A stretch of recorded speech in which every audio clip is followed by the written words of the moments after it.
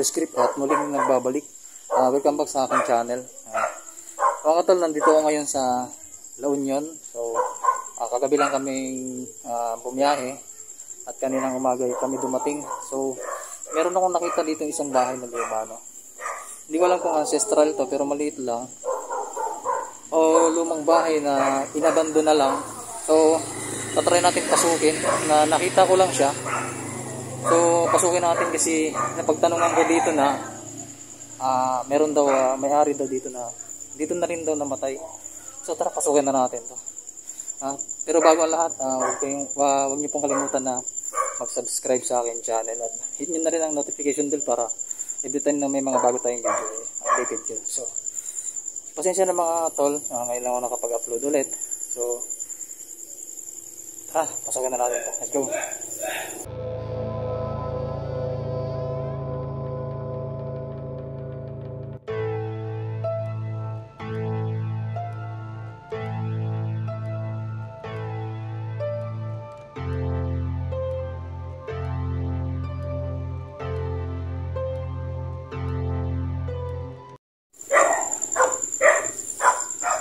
Ayun mga tol, pali dito yung ano. So yung bahay na to hindi siya may siya, may underground. So yun, may aso pa. Maliit lang yung hagdanan niya. Diba? Pero okay naman, parang bungalow siya mga tol. So tapos yung yari ng kahoy niya parang matibay na klase, no? So para makita ninyo mga tol, medyo madilim yung flash ng aking cellphone. Bitin natin ito.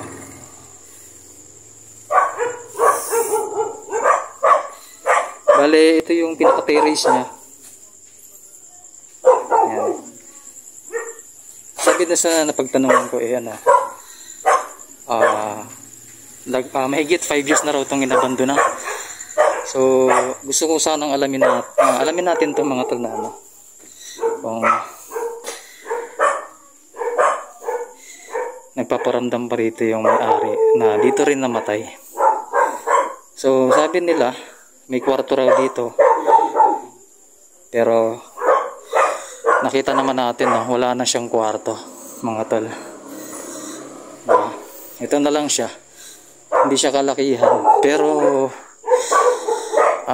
iniilagan din to ng mga tao dito na magawi sila dito kasi nga may mga sabi-sabi na may nagpaparamdam, may nagpapakita, may nagkakalabog.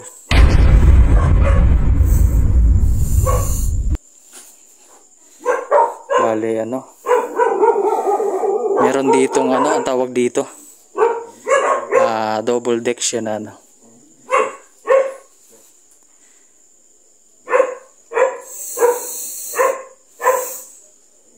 So hindi naman siya halatang lumang-luma na kasi si itsura ng loob ng bahay. Pero mga tol, sa mga yari ng mga kahoy na ginawa dito parang lumang-luma na. 'Di ba? 'Di ba? Mukhang matitibay pa yung nito. Gaya nito, hindi ko alam kung anong kahoy ito.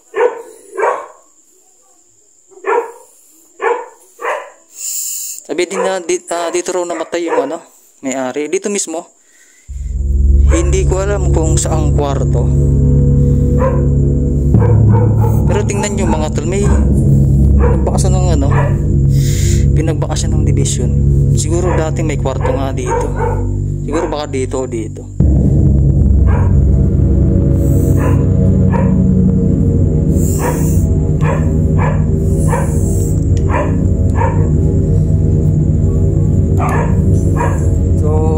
Tayo mga tol, try kong gamit ng ghost ball kasi siya nasa ingay ng mga aso.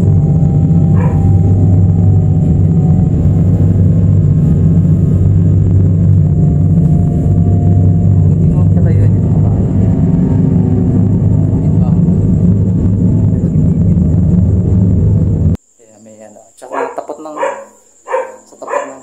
kalsada. Pasensya na mga tol sa ingay ng mga tricycle, mga sasakyan, motor. So,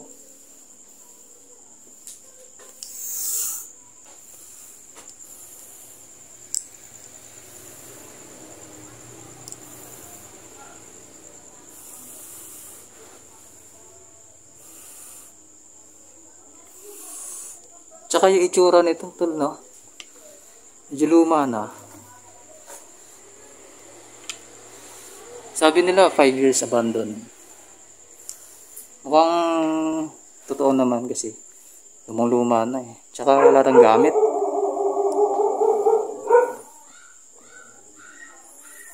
Hindi ko alam kung ano to. Kung sino yung nakatira dito.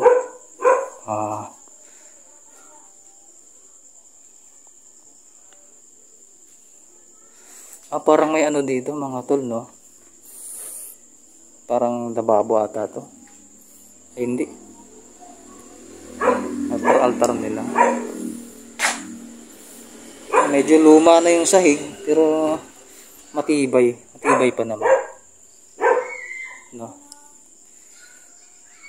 Oo nga, baka dito yung lutuan nila.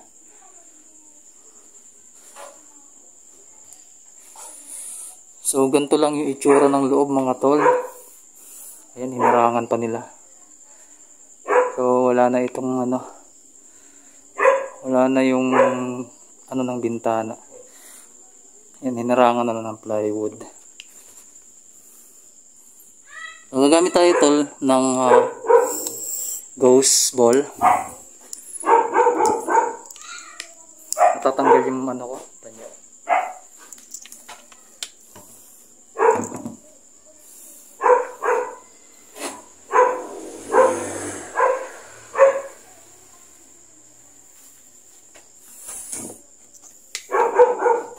Gamit tayo ng ghost ball. Kung may magpaparamdam dito.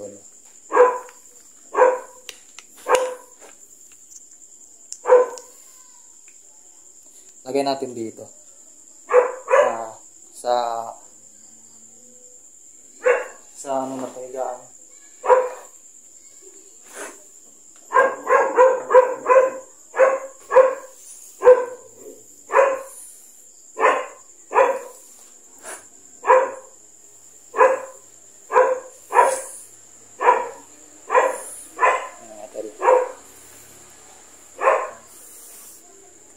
Isa dito.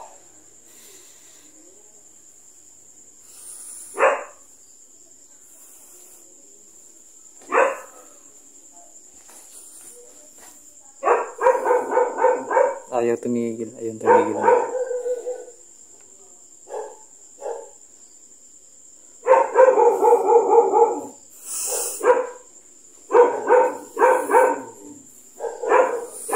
Pasensya na po kung naabala po namin kayo dito. Gusto ko lang malaman kung nandito pa po kayo. Ang sabi nila, kayo po yung may-ari na dito na raw po namatay. Okay lang po ba na malaman ko kung nandito pa kayo?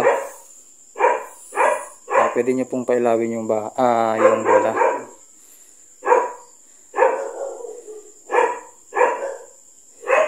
At kung nandito pa po kayo, pwede nyo pong pailawin yung bola. Kahit alin po na bola.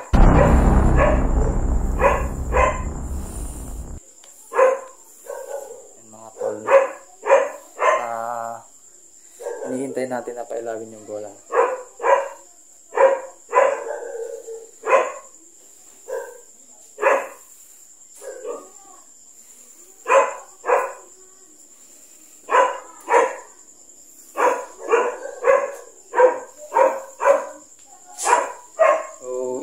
Bahay. Maliit lang siya mga tol.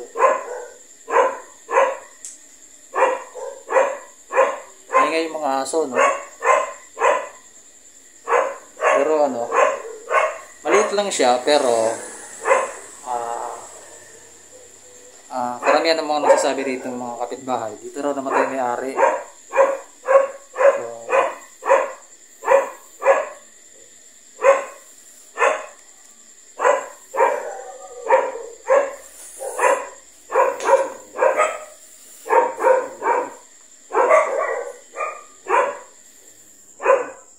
mamaya sisilipin natin yung ano, yung ilalim. Silipin natin yung ilalim. Kasi may ilalim pa.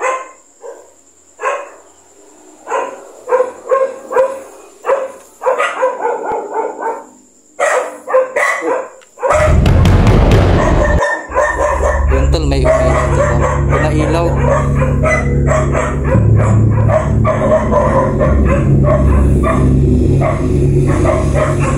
So, ibig sabihin mga tol, nandito pa siya, no? Nandito pa siya, yung may-ari. Pasensya na po, napakaraming aso sa labas.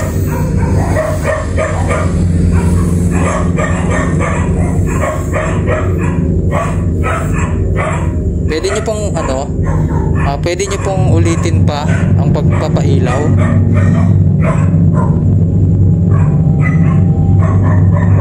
Sige po, pailawin nyo pa po.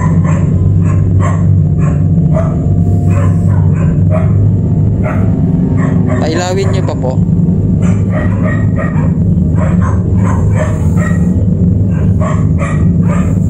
Confirm mga tol, no? So, papaulitin natin yung pagpapailaw. Kung talagang pero pinailaw siya kanina, no? Kita nyo naman. Yan mga tol, no? Linaw lang, ako lang pumagsa. So, challenge tayo. So, napansin, nakita ko lang dyan sa labas yung bahay na to. At tapos, nagtanong-tanong na ako. Napakasakali ako na may vlog tong bahay na to. Siyempre, para tayo, sa legal tayo sa pagpasok ng bahay.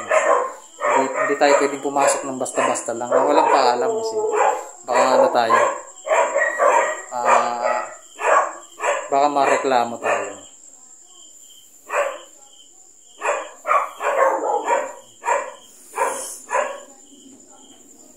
Kailangan niyo pa po yung bola.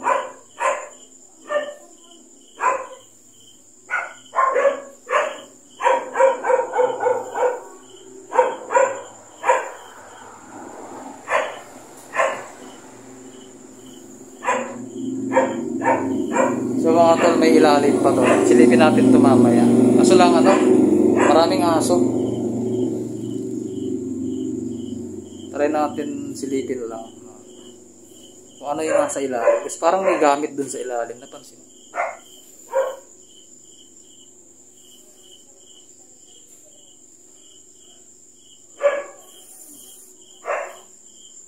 Sige po, pailawin nyo po.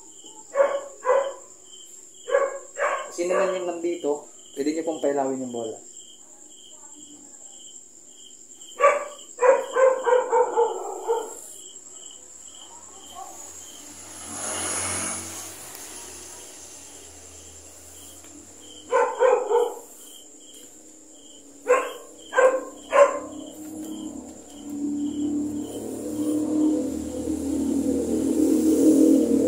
Parang na dun mga tol, no?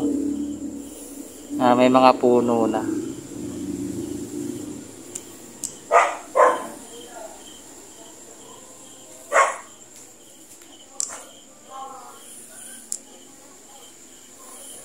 Ito mga tol.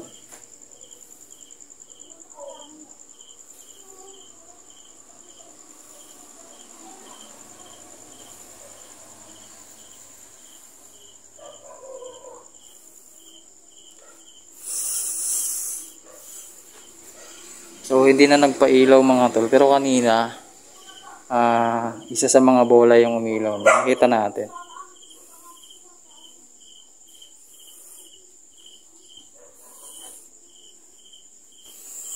Okay po, maraming salamat.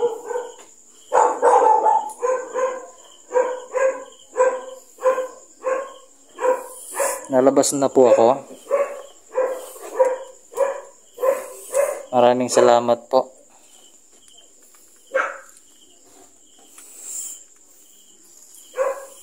So yun mga tol, isa sa mga bola yung pinailaw natin. Isa sa mga bola yung napailaw. Kung may napapansin kayo sa likod mga tol, no? Comment nyo na lang below kung meron man na kakaibang bagay na napapansin nyo.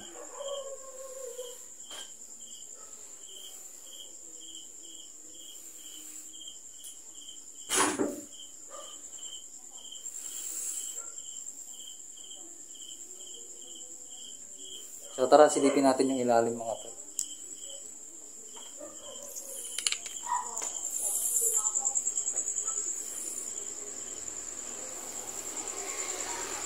Bali yan mga tol, kalsada na, no? Punta natin yung ilalim.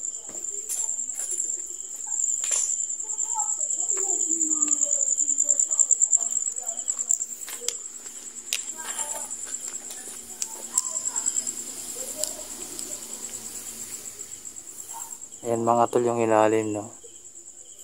Bali, konkreto naman siya, no? Eh, may mga column konkreto. Tapos yung itaas, ano na, kahoy na, no?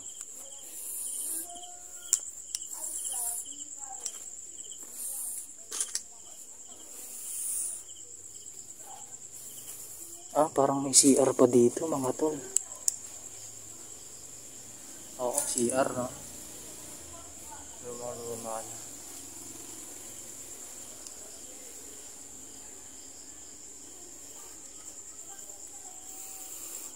Yan.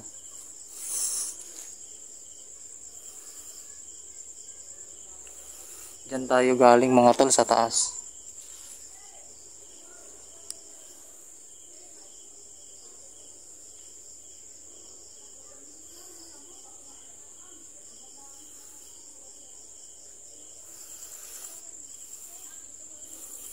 So yun lang mga tol.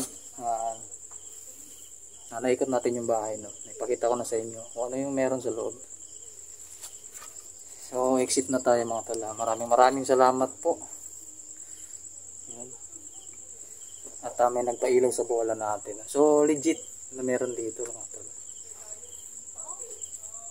So tara, exit na tayo mga tol. Maraming salamat po sa lahat ng mga sumusubaybay at sa mga solid na sumusuporta sa atin mga tol. So yun lang. See you next vlog. Peace out. Thank you.